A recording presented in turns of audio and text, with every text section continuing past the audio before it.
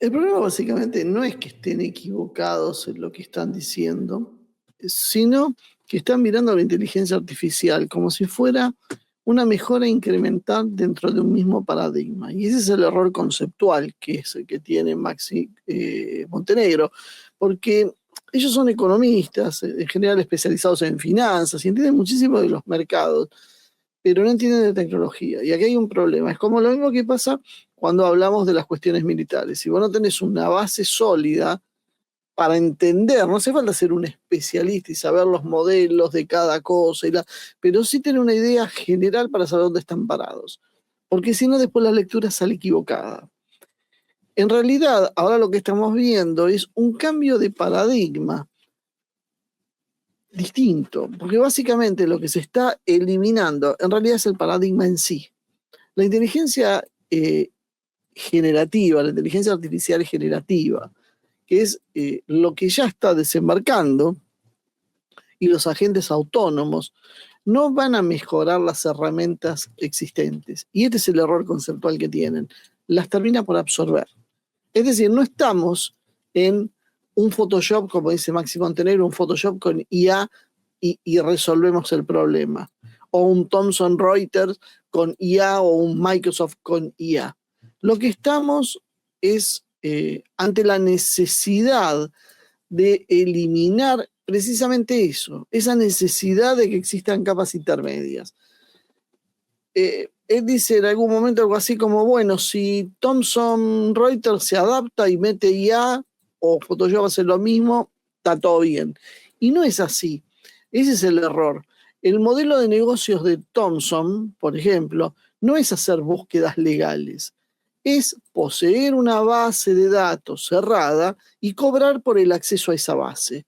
Se cobran informes a medida, entonces se vende ante la escasez de información organizada. Es decir, hay millones de datos, jurisprudencia y demás dando vuelta por ahí. Bueno, Thomson Reuters se dedicó a sistematizar esto y a ordenarlo. Vos querés leer, querés tener acceso a mi base de datos, pagá. Eso ofrece Thomson Reuters. Hay un problema. La inteligencia artificial elimina la escasez. Entonces, la IA lee millones de fallos, los sintetiza, los compara, redacta dictámenes, genera estrategias legales y todo lo hace en segundos. Básicamente, entonces, no desaparece el informe solo, desaparece la necesidad de la intermediación. Y ese es el problema que tiene Thomson Reuters y por eso se habían derrumbado creo que 20% las cotizaciones de Thomson. Es algo diferente de matriz. Lo mismo pasa con Adobe, esto les va a resultar más familiar porque casi todos conocemos Adobe con el Photoshop. Bueno, tiene varios programas. Adobe también es la dueña de, ¿cómo se llama? El que usas para edición a veces. Acrobat. Bueno, Adobe Acrobat, pero no, hay uno que usa, se me fue el nombre, el que se usa para editar. Premiere. El Premiere. Básicamente, el producto no es Photoshop. Este es el error de concepto. El producto es saber usar el Photoshop. Porque el Photoshop yo te lo descargo y arreglate. No es fácil. Requiere tiempo invertido, un aprendizaje técnico para poder saber cómo funciona.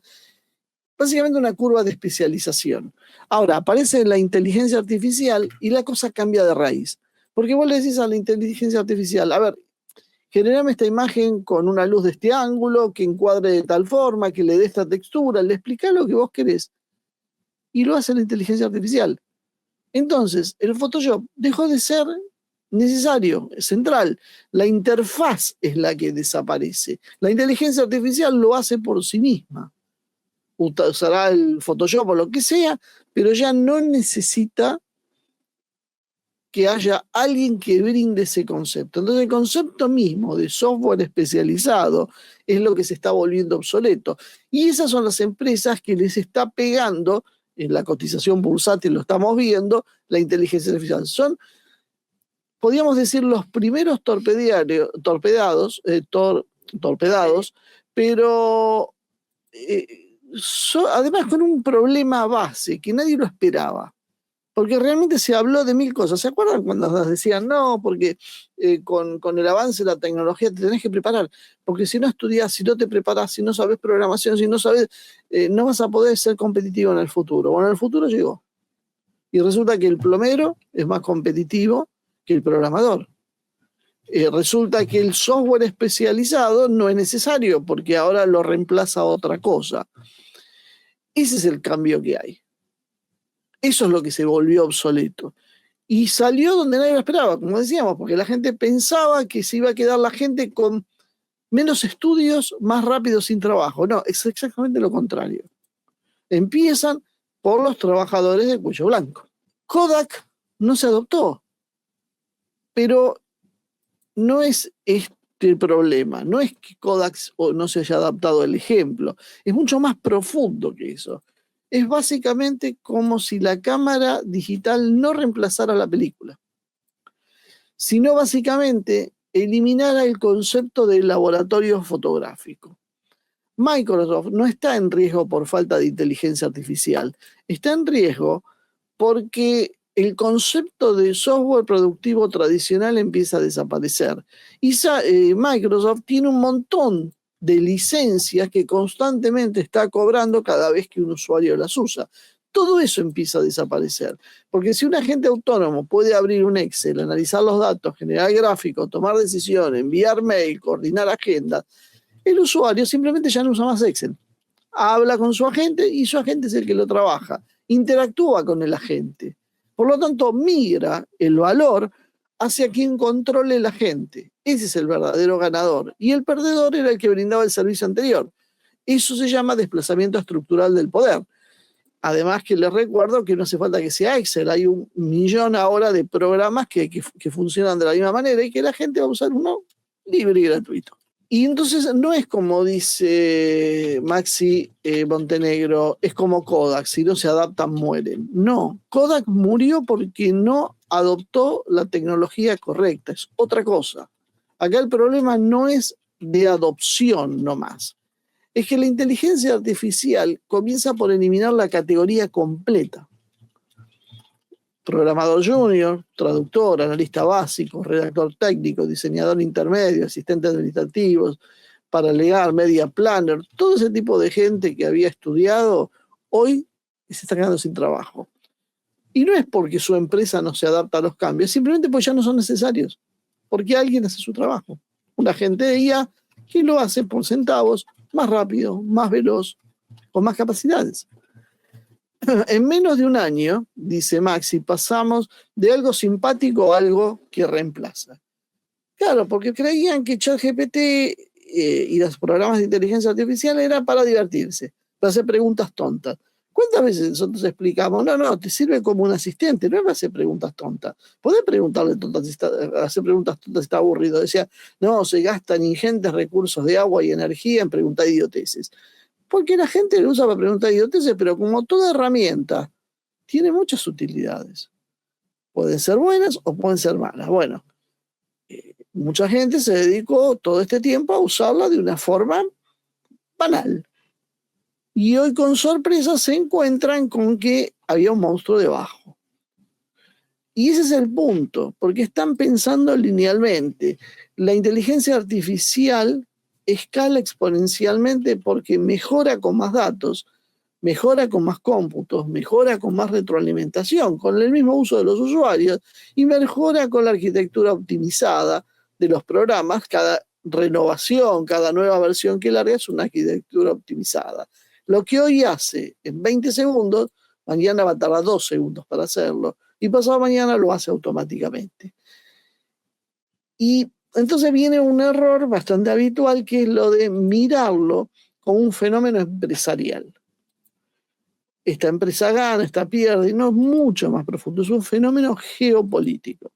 Por algo, como recordaban en el chat, Putin dijo: el que domine la inteligencia artificial va a dominar el mundo.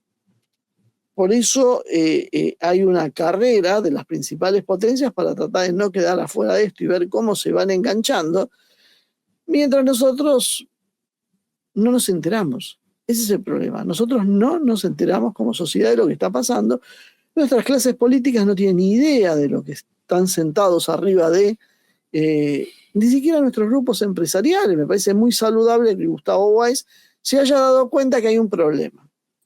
Hay un problema, por supuesto que hay un problema, y muy grande. Pero bueno, si no se enfoca correctamente no va a alcanzar, porque la velocidad no permite correcciones, te pasa por arriba. Quien controle básicamente los modelos funcionales, quien controle la infraestructura del cómputo, los chips, los datos, los agentes autónomos, es básicamente quien va a controlar la producción nacional. Por eso yo a veces digo, no podemos pensar la Argentina con el modelo de Perón. Podemos tomar las ideas bases, la necesidad de ser soberano, independiente, industrializarnos, tecnificarnos, pero después los procesos en sí no pueden ser la repetición de lo que se hizo antaño, porque el mundo cambió, porque no hay espacio para eso. Hay que adecuarse a estas nuevas tecnologías, porque es lo que nos viene llevando por delante. Y si nosotros lo negamos, nos van a llevar por delante igual. No es un tema de opciones. Lo del mercado bajista del software, que es lo que desata esto, tiene que ver con la redistribución global de poder. Lo que estamos viendo es cómo está cambiando ante nuestros ojos la estructura de poder, tanto empresarial como en el fondo internacional. No están entendiendo además que la inteligencia artificial no es solo un software, no es solo un servicio, no es solo una herramienta, es algo más. Es una capa cognitiva horizontal que superpone a toda la economía. Es decir, todo lo que hacemos se ve impregnado por la inteligencia artificial. Y cuando una capa horizontal de estas características se tiende, los intermediarios quedan tapados. Su error entonces no es técnico, el de Maxi Montenegro y demás, y de toda la gente que está pensando así, que es la inmensa mayoría. Su error es conceptual, de no comprender la profundidad del cambio, porque no lo han seguido y porque no imaginan que pueda ser tan profundo como lo estamos diciendo, porque algunos que decíamos que esto iba a pasar, nos miraban con recelo, se reían, nos decían que no era posible, que era una locura, que valoramos, que éramos fanáticos de la inteligencia artificial y no sé cuántas cosas más. Nosotros aplicamos lo que se venía, nada más. Entonces ahora aquellos tradicionalistas empiezan a pensar cómo se van a adaptar las empresas. Pero la pregunta correcta no es cómo se adaptarán las empresas, es, ¿va a seguir existiendo el concepto de empresa como lo entendemos hoy, cuando la cognición, o sea, el entendimiento, el conocimiento es automatizable? Y eso lo cambia todo. Cambia el mercado laboral, cambia el mercado humano, cambia la formación educativa, cambia la estructura social, cambia el poder político y el equilibrio geopolítico, porque los propios políticos van a ser víctimas también de este sistema. No todo tiene nada más que pálidas, hay cosas buenas como podrán ver, y cambia el equilibrio geopolítico, que es lo que está advirtiendo Putin. Hace años que lo está advirtiendo Putin. Por primera vez en la historia, el pensamiento, y esto es interesante también de ver, son discusiones que ya son de otro plano, pero voy tirando puntas, porque como ustedes se habrán dado cuenta, en general lo que nosotros hacemos es hacer una presentación de un tema, tiempo después hacer una segunda vuelta más profunda, después otra más profunda, ir metiéndonos de a poco, dando tiempo para que el tema se vaya entendiendo y digeriendo. Y acá nos encontramos básicamente por algo que sucede por primera vez en la historia, que es que el pensamiento ya no surge únicamente de las células biológicas, surge de las máquinas. Está bien, algunos me dicen, no, pero el pensamiento, que la conciencia, no está ni siquiera claro qué es pensar. Pero sí hay un punto de partida que tenemos que considerar y que no es una metáfora y que es muy interesante de ver, para tratar de empezar a comprender contra qué nos enfrentamos, porque si nos seguimos mintiendo, si nos seguimos engañando, no vamos a poder hacer nada. Una neurona funciona de una forma extremadamente simple. Recibe una señal eléctrica, un pulso, emite un pulso de respuesta, un ping, si supera determinado umbral, ¿no? Un sí o un no, un 0 o un 1. La inteligencia no es una neurona aislada, sino en la red completa de las neuronas. Y estamos hablando de inteligencia física, no estamos hablando del concepto de alma, espíritu, ni nada de eso. Estamos hablando exclusivamente de cómo funciona el cerebro. La dinámica colectiva de millones de células haciendo ese proceso con decisiones binarias coordinadas de sí o no, encendido o apagado, es básicamente lo que emerge como la explosión de conciencia en este fenómeno. Nuestra conciencia funciona dentro de nuestro cerebro con señales eléctricas, sí, no, y células que solo se limitan a prenderse y apagarse. Por lo menos lo que entendemos hasta ahora, ¿no? La inteligencia artificial, ¿cómo funciona? Exactamente imitando eso. Señales, pasos, umbrales, activación. La diferencia en realidad no es ontológica, es arquitectónica.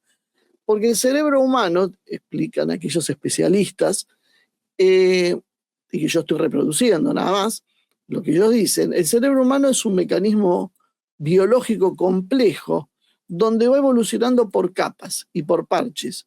No se rediseña de cero. Es decir, la evolución va poniendo capa sobre capa sobre capa y eso va alumbrando el cerebro que hoy tenemos. Un sistema artificial no funciona exactamente así, porque no necesita reproducir esa evolución previa para tener capacidades similares o superiores. Y es interesante, algunos dan un ejemplo. Un avión no copia un pájaro. ¿Qué nos quieren decir con esto? Un avión también vuela, pero usa otros principios físicos que el pájaro. No tiene la agilidad, no tiene la versatilidad del pájaro, no tiene la belleza en el desplazamiento, no tiene la hermosura, pero vuela y más rápido que el pájaro. La inteligencia, entonces, no necesita ser un pájaro, es un avión. Necesita pensar como humanos, no. Necesita tener los mismos resultados cognitivos que tienen los humanos, o mejores. No necesita tener el mismo sistema que los humanos para hacerlo. No es que esté bien o que está mal, es que es simplemente, es así. Entonces se produce un debate consciente sobre si es o no un loro estocástico. Es irrelevante básicamente desde el punto de vista económico y social. A nadie le importa en realidad esa capacidad si esto se da azarosamente. Aunque no fuera consciente la inteligencia artificial, aunque es pura estadística matemática, aporta un valor real cognitivo. Es decir, a nadie le importa si es consciente o no, funciona. A mí no me importa si la calculadora es consciente de lo que está haciendo o no. La calculadora me tira un número y tengo que pagar esa cuenta y me está destruyendo la vida, pero la calculadora no tiene conciencia de lo que está haciendo, solo hace una operación matemática. Bueno, esto es básicamente cómo funciona la inteligencia artificial. Resume, analiza, diseña, programa, puede interpretar imágenes médicas, redacta contratos, portfolios. Por ejemplo, hoy ya está absolutamente reconocido que la inteligencia artificial es mejor para interpretar las imágenes radiológicas que un radiólogo humano. Ya es un hecho, ya en este punto ya lo ha superado. Una persona que lee una imagen tiene menos capacidad que tiene la inteligencia artificial para hacer lo mismo. Entonces, ¿qué es lo que va a pasar con ese radiólogo? Lo va a sustituir. Y eso es lo que importa. Por lo menos a los fines prácticos. No importa si está bien o está mal, si sabe lo que está haciendo la máquina o no, si realmente piensa o no. No, hace el trabajo que hacía el radiólogo, punto. Con eso alcanza y sobra. La cuestión entonces no es si razona como nosotros, como muchos se enfrascan a discutir, que es una discusión válida, pero es lo filosófico. En las cuestiones prácticas, simplemente es que ya hace cosas que antes hacían los humanos exclusivamente. Hoy los hace la inteligencia artificial. Pero lo más importante es que lo hace, pero con mayor velocidad. Avanza más rápido además que nosotros. No es una mejora incremental. Estamos básicamente en una contracción radical del tiempo productivo. Es decir, se reducen los tiempos. ¿Por qué? Porque si una tarea antes llevaba una semana, por ejemplo, programarse, ahora te lo resuelve en minutos. Y esto no es una eficiencia marginal. Estamos hablando básicamente de un descalce social donde la sociedad puede digerir un aumento de la productividad. ¿Pero hasta dónde? ¿20%, 30%, 50%, 100%? Por ahí no tenemos forma de verlo exactamente, pero más o menos digamos que por ahí la sociedad puede absorber esos cambios. Pero acá esto multiplica por miles de veces la eficiencia. Y eso es lo que produce el cambio. Entonces, como esta construcción del tiempo necesario para producir, para pensar, para todo, se acelera año tras año, el problema no es la tecnología en sí, sino la capacidad de adaptación de todo el sistema económico, educativo, cultural, social, sobre esa nueva tecnología. En el 2026 vamos a ir viendo básicamente un punto de inflexión práctico, que son los agentes que empezaron a aparecer a fines del 2025 y que, como también avisamos, porque esto no es porque avisamos porque seamos Nostradamus, era porque los lugares especializados ya te decían que iba a pasar, van a aparecer masivamente estos agentes. Un agente que toma el control del entorno digital, que te va a abrir la computadora, que va a buscar la información, que va a armar una hoja de cálculo, que va a generar una presentación, que va a escribir un documento, que va a coordinar una tarea o que va a ejecutar un proceso completo. Básicamente es un trabajador digital que no se cansa, no se distrae, no se equivoca por precisamente estar pensando en otra cosa y opera a una velocidad y con una constancia que es imposible para cualquier ser humano. Y ese es el verdadero salto. El chat que conocemos hasta ahora es básicamente un asistente. Es alguien, ¿cómo te podría decir? Un asesor. Que te dice, no, esto hagámoslo así, esto, o sea, esto averigüe tal cosa. El agente pasa a ser el empleado ejecutor. Y entonces ahí aparece una regla que es brutalmente clara, que es que si tu trabajo se puede hacer íntegramente por teletrabajo, básicamente va a ser automatizable.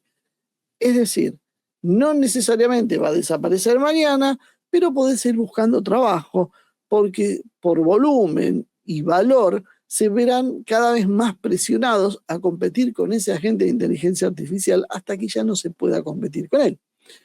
Entonces, analistas junior, administrativos básicos, investigación documental, marketing digital, diseño gráfico rutinario, redacciones comerciales, traducciones, soporte remoto, contabilidad repetitiva. Todo eso es la primera hora. ¿Para qué yo quiero tener un manual, por ejemplo, y alguien que lo redacte y lo escriba, porque eso alguien lo hizo, si yo simplemente lo puedo tener que cargar en un programa de inteligencia artificial que te va a explicar cómo operarlo? Eso es la primera hora. ¿Es un problema para el plomero? ¿Es un problema para el electricista? No. Probablemente para el cirujano tampoco.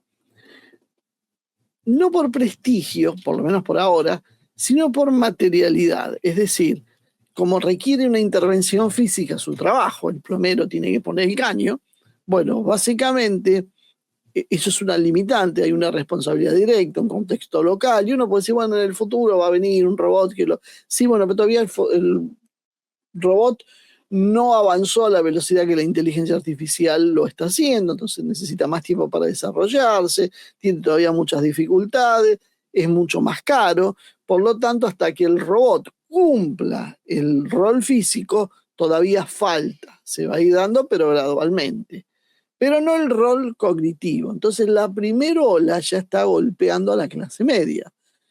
Lo vimos, ya empezaron las noticias de los despidos por decenas de miles en empresas como UPS o Amazon, y esto va a ser solo un efecto cascada que va a ir rebotando hacia abajo. Se va a ver el grueso de lleno en los próximos 3, 4 años. Y no es una exageración. Y esto básicamente se va a empezar a ver cuando va a emerger, porque se va dando, pero va a empezar a emerger. Fíjense que este es el primer programa, Maxi Montenegro fue el que quedó acá, porque es el primer programa que veo hablando en la Argentina de ese tema. Y casualmente ya apareció la nota de Gustavo Weiss. Están empezando a prender las antenas. ¿Por qué? Porque empieza a ser visible en la sustitución de empleos y salarios y va a empezar a reflejarse en protestas, pedidos de regularización, intentos de moratoria, búsqueda de culpables sobre todo eso y polarización, porque aparece, y ya eso lo estamos viendo, los que están a favor y los que están en contra. Históricamente, todas las revoluciones tecnológicas tuvieron una fase de rechazo, pero es una fase que no es conducente. Tarde o temprano la tecnología se impone. Entonces hay un detalle que es decisivo y que hay que aceptar, es que nadie puede detener este proceso. ¿Por qué nadie lo puede detener? Porque hay una competencia económica y una competencia geopolítica que lo impide. Si yo tengo una empresa y esa empresa no adopta la inteligencia artificial para reducir el costo, porque yo soy una persona que dice, yo estoy encariñado con todo mi plantel y no quiero despedir a nadie, y voy a aumentar, no me interesa aumentar mi margen de ganancia, yo destino todo eso a mantenerlo funcionando. La empresa de al lado lo va a hacer. Alguna empresa lo va a hacer. Y la que haga eso va a tener una ventaja comparativa con el resto. Y va a quebrar a las otras. Entonces, la decisión de cualquier empresario va a decir, tengo que implementar el cambio porque si no, me destruyen. No es opcional. Ese es el otro problema que en general no se entiende.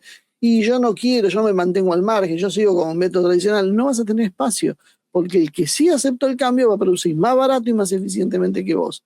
¿Cuánto tiempo podés sostener eso? Y no busquemos, hagamos una campaña para que solo se compren productos fabricados que no usen inteligencia. Nunca en la historia funcionó esas cosas. Nunca funciona. O sea, nadie va a pagar. Si yo a vos te vendo, no sé, un auto que vale $10.000 y un auto que vale $5.000 y el de $5.000 es mejor que el de $10.000, pero te digo, mirá que este tiene inteligencia artificial en su confección y después hubo muchos despidos, la gente dice, uy, qué lástima, pero bueno, sabes que no me alcanza para el de 10, dame el de 5. Es así funciona. Y lo van a ver con cada una de las cosas. Entonces el proceso no se puede detener simplemente porque el que no se detenga va a quedarse con todo. Por lo tanto, esto empuja que todo vaya. Y lo mismo sucede a nivel internacional. Si un país dice, bueno, ok, cerramos y en nuestro país esto no va a funcionar, lo van a hacer algún otro país. Y el país que lo implemente va a empezar a sacar enormes ventajas comparativas con el anterior. Es decir, no es un camino que se pueda seguir. Esto llegó para quedarse y lo tenés que aplicar, te guste o no te guste, porque si no, no sobrevivís. Perdón por no tener a los románticos, pero mi visión siempre es dura y realista. Por eso después creo que muchas veces es más acertada, porque así se mueve el mundo. Después cada uno podrá decir, bueno, ¿qué hago yo con lo mío? Y yo quiero ser otra persona, eso es la historia. Pero en términos políticos no funciona. Es básicamente la teoría de juegos puesta en marcha. ¿Qué dice la teoría de juegos? No depende de cada jugador en sí. Mis decisiones están relacionadas con las decisiones que toma Ivori, que a su vez están relacionadas con las que toma sus hijos y es un conjunto de actores que van decidiendo y que todos están involucrados y que lo que yo muevo implica que los demás muevan y mi próxima movida va a venir en función de lo que los demás hayan movido. Básicamente, la sociedad va a empezar a funcionar de esa manera, funciona de esa manera. Y la sociedad también va a entrar en una fase de dependencia estructural. Hoy nos parece una tontería, pero esto pasó con Internet. Hoy se imaginan estar sin Internet.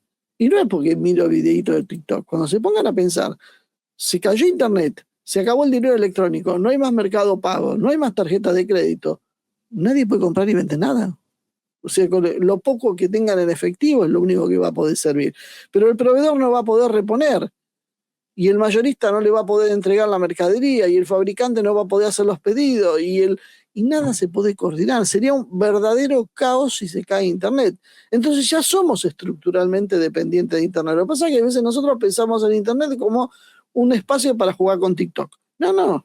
Internet es una plataforma económica, política, militar, de lo que se les ocurre. O sea, el mundo hoy es inconcebible sin Internet. Entonces, esto mismo va a suceder con la inteligencia artificial. La infraestructura económica, científica, administrativa, todo va a quedar montado sobre sistemas de inteligencia artificial. Por lo tanto, es un aspecto que los analistas económicos no pueden ignorar, que es la concentración de poder que va a venir de la mano de esto. Los modelos fundacionales no están distribuidos equitativamente, lo vimos el otro día, están en manos de un puñado de corporaciones con capitalizaciones mayores al PBI de muchos países. Estas empresas tienen modelos con millones de personas que consultan a diario para informarse, tomar decisiones y formar opiniones. Entonces, si un sistema que media la información global se sesga nítidamente, aunque sea un 1%, básicamente va a alterar el clima político y cultural del país. Y básicamente, ¿quién va a gobernar entonces? Los dueños de esos sistemas. La inteligencia artificial entonces no es solo productividad, que ya vimos lo que es infraestructura de soberanía narrativa, es capacidad de influencia y es poder estratégico. Y a esto deberíamos sumarle la aceleración científica nacida de la propia inteligencia artificial. No se trata de escribir mejor o más rápido, se trata de generar hipótesis, explorar espacios de diseño molecular, optimizar materiales, remodelar sistemas complejos. Cuando la inteligencia se combina con teorías físicas, químicas o médicas, esas mejoras se implementan rápidamente y la ventaja competitiva no será solo empresarial, va a ser industrial y militar. Y la tercerización fue un histórico movimiento progresivo.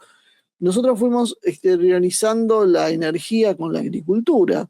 Cuando pudimos sumarle el motor a la fuerza muscular de los animales, conseguimos la revolución industrial y con Internet pudimos expandir los sentidos y la comunicación.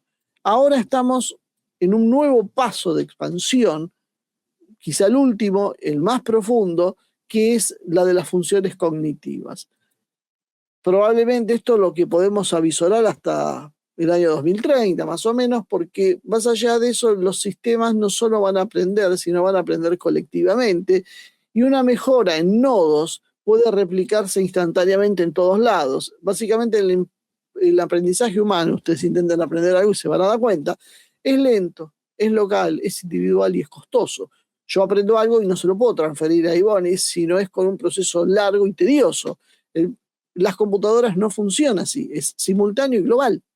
Entonces, se abre un horizonte de divergencias muy difícil de imaginar con categorías actuales.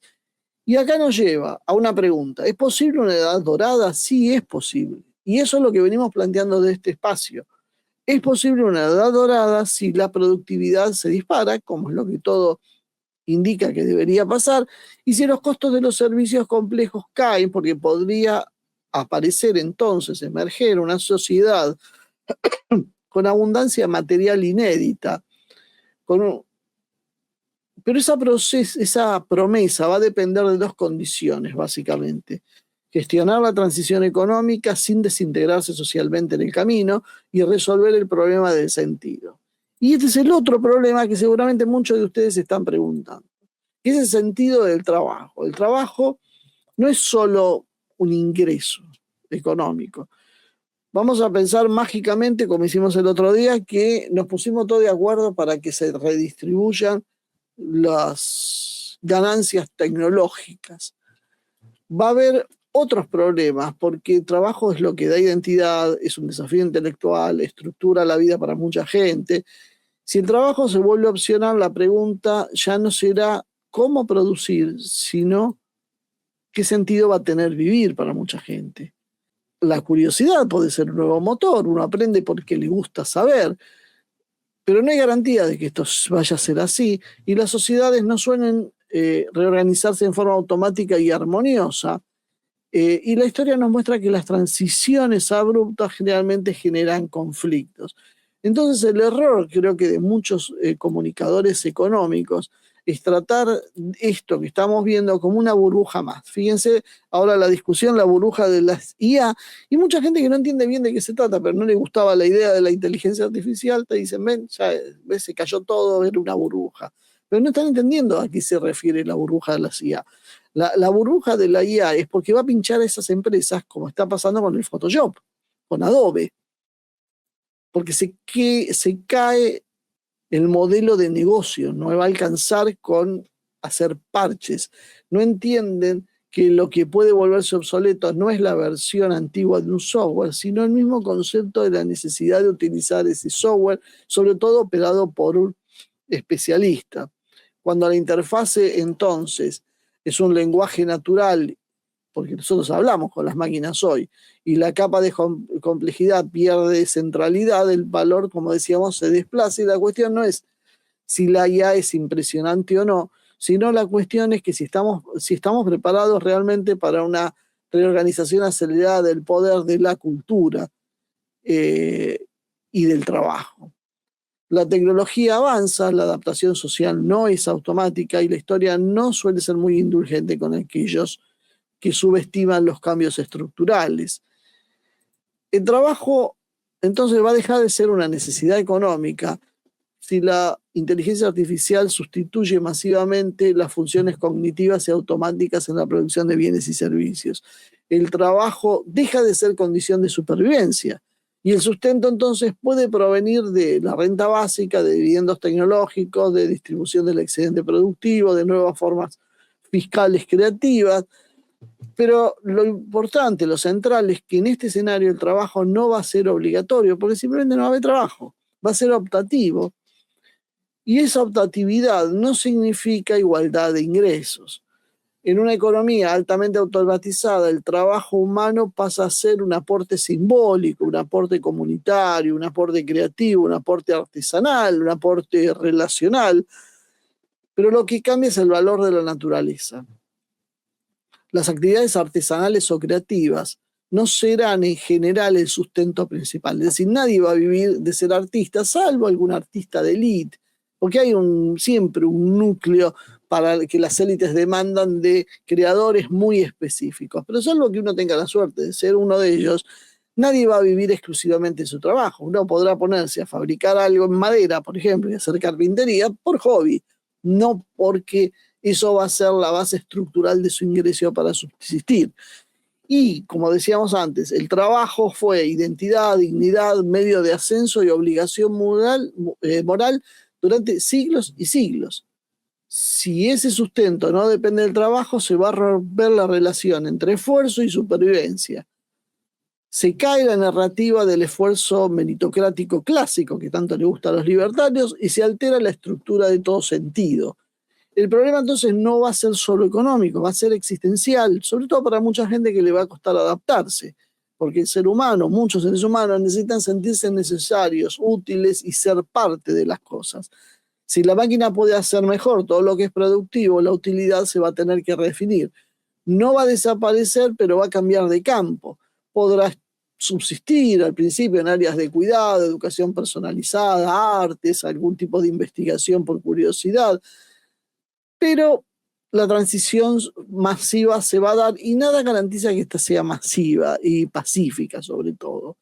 En un mundo donde la productividad principal no va a ser humana, el excedente se va a concentrar entonces en quien controle la infraestructura tecnológica, lo que venimos repitiendo desde hace años. Y surgen nuevas preguntas. ¿Se redistribuye o no el excedente? ¿De qué manera se hace? ¿Se convierte en renta universal? ¿O es poder oligárquico lo que va a venir? La estabilidad social va a depender de cómo se defina esto. Si la concentración es externa, va a haber inestabilidad, conflicto y radicalización. Si la redistribución es suficiente, va a haber una transición menos violenta. El descanso no es utilidad, además, pensemos hasta en un relato bíblico. Dios crea, ordena y finalmente descansa. Es decir, el descanso es la culminación de un proceso. Y hoy eso va a ir cambiando, porque durante siglos el trabajo fue consecuencia de la escasez. Pero si la escasez estructural disminuye gracias a la tecnología, el descanso pasa a ser una condición normal, no un privilegio. Desde esa perspectiva cultural, no trabajar para sobrevivir ya no es decadencia, es una transformación del estadio histórico. El problema es que el ser humano fue moldeado durante milenios por la lógica de la escasez. Nos dicen que la economía es la ciencia de la administración de la escasez. Bueno, la abundancia repentina va a cambiar esto, pero no necesariamente va a producir virtud. Entonces, Cuando el trabajo deje de ser necesario, puede aparecer en nuestras sociedades apatía, hedonismo improductivo y adicción al entretenimiento, pérdida de estructuras vitales, o puede aparecer una explotación intelectual, una expansión creativa, un desarrollo espiritual o una investigación curiosidad. ¿De qué depende eso? No tanto de la tecnología, de eso depende de la cultura, es decir, de qué va a ser nuestra sociedad. Y por ahora, el desafío entonces es ver qué hacemos con eso, porque las sociedades están cada día más embrutecidas y evidentemente la decisión de las élites no es que el mundo explote en expansión creativa, sino en que las masas estén adormecidas con una adicción al entretenimiento. ¿Qué es lo que estamos viendo ahora? Es lo que estamos viendo ahora todos los días. El desafío entonces es que si la inteligencia artificial progresa como se espera, y se desborda, el problema no va a ser la máquina, sino quién manda, con qué objetivos manda y bajo qué reglas manda. Porque la inteligencia artificial amplifica, tiene virtudes, si hay instituciones sanas, serias, pero puede ser extremadamente cruel si queda en manos de élites predatorias. Una sociedad de abundancia real puede reducir la escasez, reducir la dependencia, erosionar las diferencias materiales entre ricos y pobres, y esto para todos los oprimidos sería básicamente una liberación. Pero claro, hay otra parte de la película que son quienes sostienen esos privilegios, que van a ver esto en realidad como una amenaza personal, una amenaza estructural, porque el privilegio no es solo la riqueza. Ser rico y poderoso es estatus, es capacidad de mandar, es capacidad de imponer sentido y es capacidad de ordenar la sociedad desde arriba. Por eso, mucha gente no busca solo el bienestar, busca la diferencia, busca la jerarquía favorable, busca sentirse arriba del resto. Y para eso necesita que los demás estén abajo. Si los demás ascienden, yo dejo de estar por encima de ellos. Y eso genera entonces una tentación constante de sostener la desigualdad, aunque ya no sea necesario. Y eso también lo estamos viendo en este mundo. No es necesario que sociedades enteras padezcan lo que están padeciendo. ¿Por qué? Porque eso explica por qué hay unos poquitos que son poderosos y son dioses. Porque ellos pueden ponerse por encima de los demás. Si todos van a estar bien, ¿a dónde queda su ego?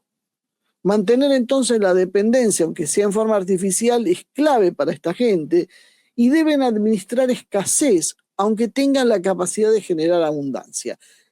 Esto, dicho de otra manera, es, el mundo es inmensamente rico, pero no quieren distribuir la riqueza. Ese es el problema. La abundancia no va a eliminar automáticamente la opresión. Ese es el mensaje también. Puede hacer que cambie su forma. Y esto es lo que muchos se asustan. Y tienen razón en asustarse. Porque la inteligencia artificial puede inclinar entonces la balanza hacia dos lados. Por un lado, ponerse al servicio de la sociedad, abaratar la salud, la educación, la justicia, mejorarla, dar servicios, mejorar la productividad general, reducir el costo de vida y democratizar la toma de decisiones y las capacidades cognitivas. Es una mejor vida para el ciudadano común, menos poder de chantaje económico para los sectores concentrados. O se puede ir al modelo B, ir a un servicio de una élite y usar la inteligencia artificial para vigilancia y control social, manipulación narrativa, segmentación psicológica de masas, automatización de la coerción administrativa, censura suave y condicionamiento y reemplazo laboral sin amortiguador social, que es a lo que estamos yendo hoy. O sea, la decisión está tomada. Está tomada. Vamos a peor. ¿Por qué vamos hacia un camino peor? Porque los que tienen la decisión quieren seguir manteniéndose como algo especial y no quieren compartir esa sensación. El resultado entonces va a ser una élite con herramientas que ninguna aristocracia tuvo a lo largo de la historia. El control va a ser más barato, más eficiente y menos visible que en el pasado. Por lo tanto, si la población recibe peor educación que lo que está sucediendo, pierde la capacidad del razonamiento, ideas woke y demás, y se acostumbra al entretenimiento continuo. Por algo lo único que crece es esa música que de alguna manera podemos llamar música, se vuelve cada vez más dependiente de asistentes sin comprenderlos. Entonces no compite por el poder, y este es el mensaje final, no compite por el poder, no interfiere en las decisiones del poder, acepta tener un rol pasivo. Y esto no es un accidente. Esto básicamente es algo funcional a un esquema de dominación. La inteligencia artificial en manos equivocadas puede convertir esta tendencia en un sistema. Básicamente embrutecimiento administrado, distracción constante, información dosificada y recompensas inmediatas.